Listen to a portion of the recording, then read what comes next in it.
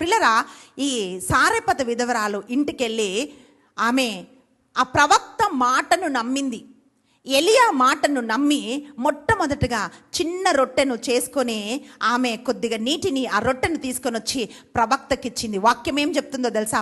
కరువు కాలమంతా కూడా ఆ సారెపతి విధవరాలుని, ఆమె కుటుంబాన్ని దేవుడు పోషించాడు. ఆమె తొట్టిలో పిండి అయిపోలేదు, ఆమె బుడ్డిలో నూనె అయిపోలేదు. పిల్లరా, రాజులు కష్టపడి ఉండొచ్చు, ధనవంతులు కష్టపడి ఉండొచ్చు, కానీ దేవుని నమ్మిన ఆమె కష్టపడలేదు. కరువు కాలమంతా కూడా ఆ విధవరాల్ని దేవుడు పోషించాడు.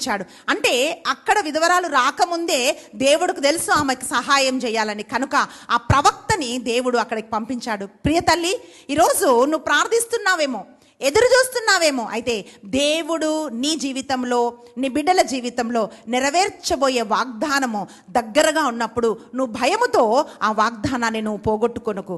ఈరోజు నువ్వు ప్రార్థన చేయి, ప్రభా సారెపతి విధవరాల్ని నువ్వు భయపడకని నువ్వు ధైర్యపరిచావు కదా ప్రభా, ఆమె కావలసిన నువ్వు సమకూర్చావు కదా ప్రభా, అటు విధంగా నా బిడ్డలకు సమకూర్చమని అడుగు. ఆర్థికంగా ఇబ్బంది పడుతున్నావా ప్రియ బిడ్డ? బిడ్డల్ని పోషించలేక సతమతమైపోతున్నావా? అప్పులతో వడ్డీలు కట్టి ఏం చేయాలి నా బిడ్డలు నన్ను ఆలోచిస్తున్నావా? వాటన్నిటి నుంచి దేవుడు నీ బిడ్డల్ని, నిన్ను, నీ కుటుంబాన్ని ఆయన విడిపిస్తాడు.